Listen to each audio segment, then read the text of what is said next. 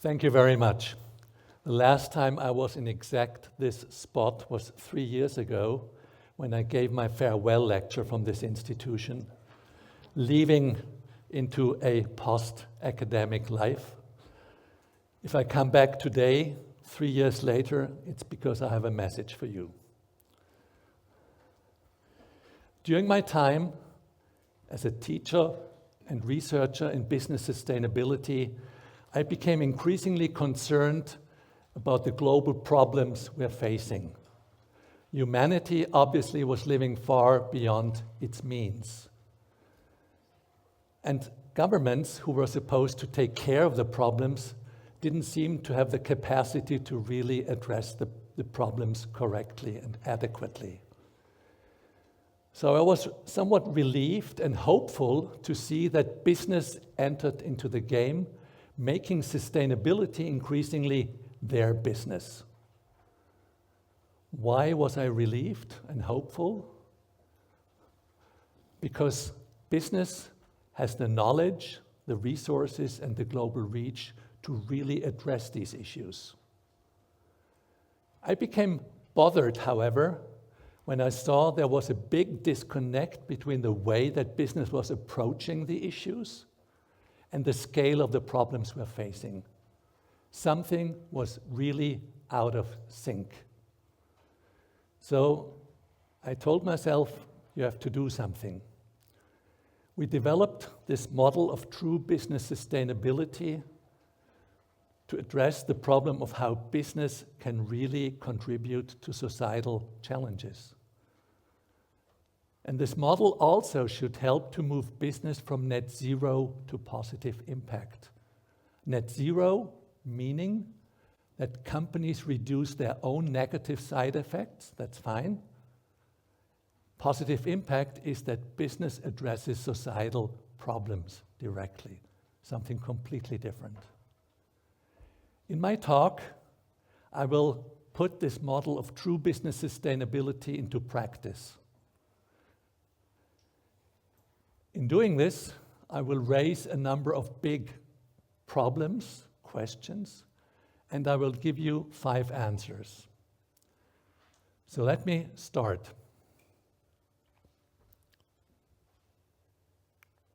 I guess I should move on, yes. How can business make a positive contribution to society?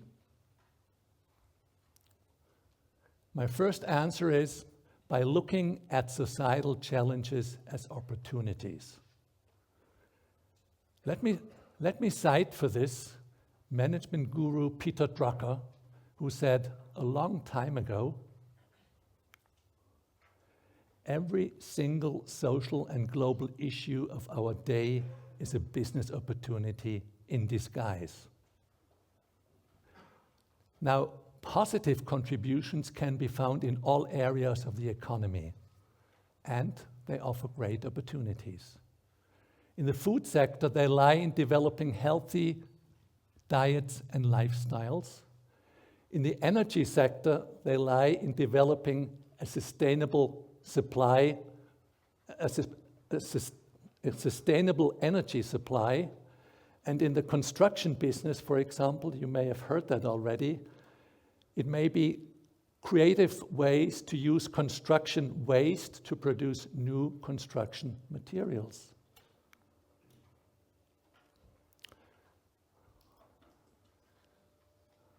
Next problem. Why are so many companies today committed to a wider societal purpose?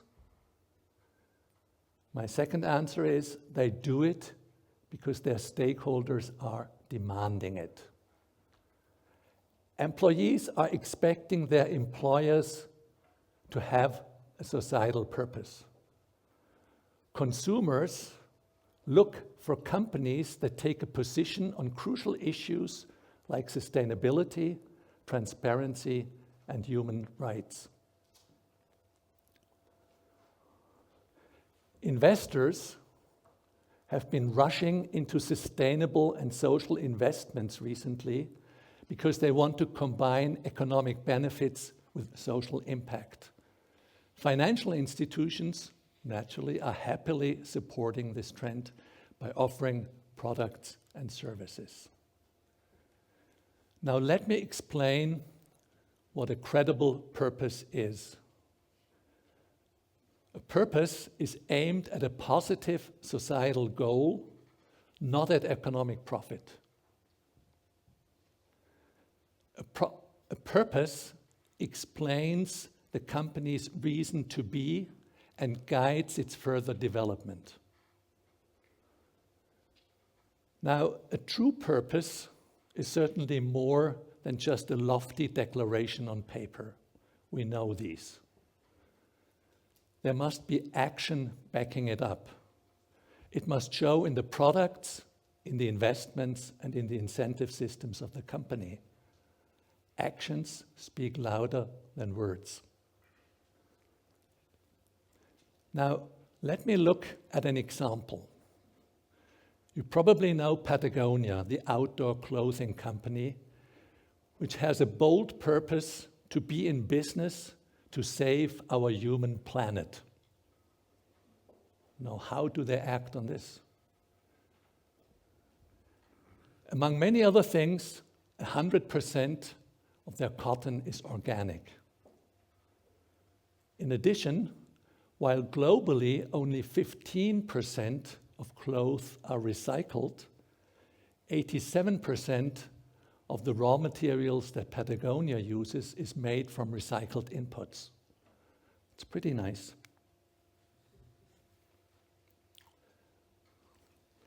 What should companies do to create maximum impact? My third answer is they should integrate sustainability into regular business. Sustainability efforts of companies are mostly delegated to specialized units, to units for sustainability, responsibility, or communication. Their function is often reduced to keeping the corporate core out of trouble, to prevent disruptions for the core business. This is not a very exciting task for these units. Now, what needs to be integrated? For example, the support of employees. Winning the support of employees for sustainability is not difficult. Sustainability wins people easily. They need to integrate product innovations and make sure that they really provide positive impact to society and not just incremental improvements to the existing products. Again, the last one is nice, but the first one is essential. And it needs fully committed leaders that engage to convince people inside and outside the company of the company's purpose.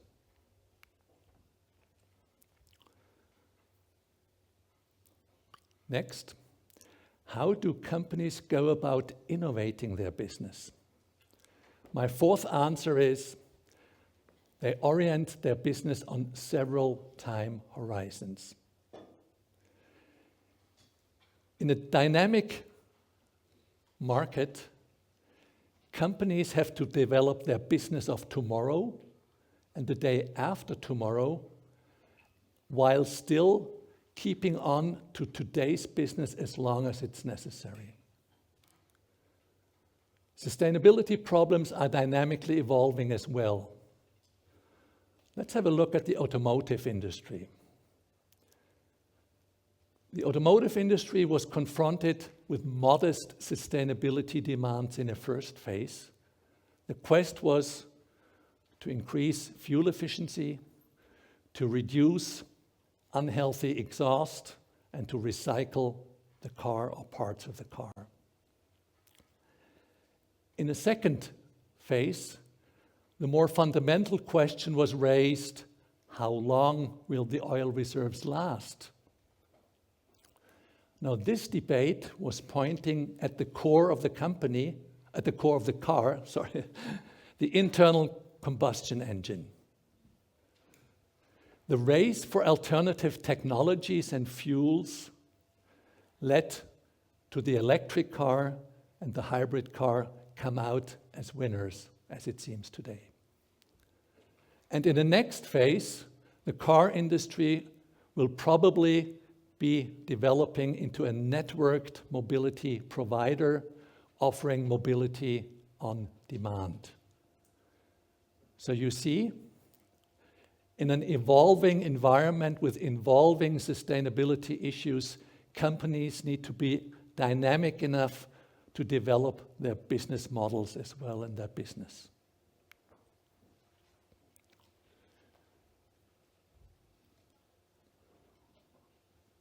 Fifth point, is it a good thing that we see more and more collaborations between business and government?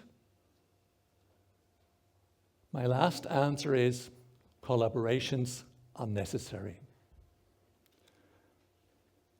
Overcoming the sustainability problems of our times is a lot more than a single company can do, even a large company. It needs collaborations between different companies across supply chains, across sectors, and it needs the integration of private, public, and civil society actors. We've seen come about a large number of collaborative platforms in recent years, platforms for sustainable soy, for sustainable fisheries, and sustainable forestry management. These collaborative platforms show that you need to bring together all stakeholders around one table to develop a solution. But we need business as well to help shape political change. That may surprise you. Governmental relations, till this day, are mostly used to prevent regulation from coming into effect or to fight for preferential treatment. I want to have some benefit. There are only a few companies around that have approached politicians and regulators openly and transparently, trying to help them to draft new and better regulation. But that's what's needed. To develop a circular economy for products and packages will not work without business. It needs the support, the active support of business. And business needs to lobby for more investments in crucial areas of the society. Think of the healthcare system, think of the energy system, think of education. Now, this will improve, certainly, the world. It will help us all if business acts this way. But it will also help business to work in a healthy and stable environment. And that's positive too. In closing, let me summarize my 5 answers that I developed. You have to look at societal challenges as opportunities. You have to put purpose into strategy. You have to integrate sustainability into regular business. You have to orient your business on several time horizons. Things are dynamic. And you have to engage in collaborations. My message has been, we need business to solve global issues, societal issues. I have shown how business can do it. I'm fully aware there's lots to do for a new generation of leaders in business and in society. Some of you are here and listening. I hope my answers will help you to get off to a good start. All the best.